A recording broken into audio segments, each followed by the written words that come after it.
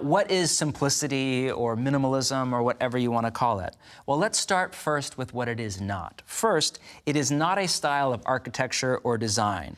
I need to say that because a lot of people hear minimalism in particular and equate it with ultra-modern, high-end, kind of monochrome design with no kids or family or mess in it at all.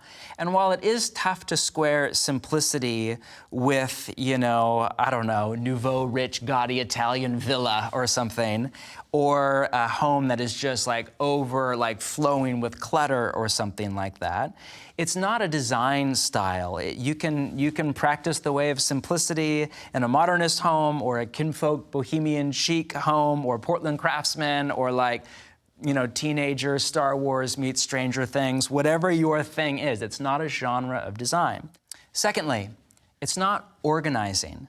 In fact, a lot of organizing is an attempt to make room for more stuff, and the end result is we are more attached to our things, not less.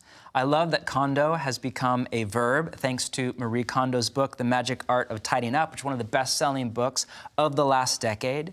But holding each item you own in your hand and asking yourself, does this spark joy? That's just solid advice for pretty much anybody in the Western or the developed world. It's a great place to start, but it is a far cry from the practice of simplicity in the way of Jesus. Third, it's not a fad. Some version of simplicity, by whatever name you call it, has been around in every era and in every major religion or worldview, from Jesus in the New Testament to Cicero in Rome, to the Stoics in Greece, to Buddha in the East, to St. Francis in medieval Catholicism, to the Quakers in early America, who basically, by the way, started modern design. There are waves of emphasis on it that come up as a counterbalance to an era of excess. Marie Kondo's book, for example, blew up after the tsunami in Japan.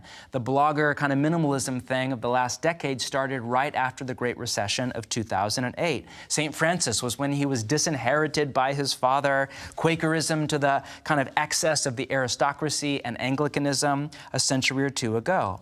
But it is not a fad. So, what is it? Well, Richard Foster defines it as, quote, an inward reality of single-hearted focus upon God and His kingdom, which results in an outward lifestyle of modesty, openness, and unpretentiousness, love that word, and which disciplines our hunger for status, glamour, and luxury.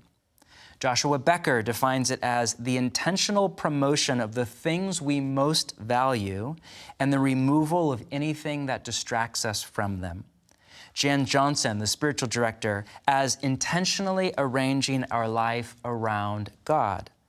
I would define it as limiting the number of our possessions, expenses, activities, and social obligations to a level where we are free to live joyfully in the kingdom with Jesus.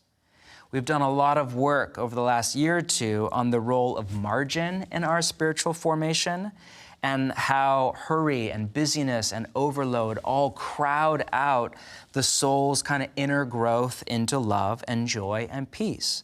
Simplicity is the number one way that we shape our life to create margin, to receive the love of God, and then give that love to other people.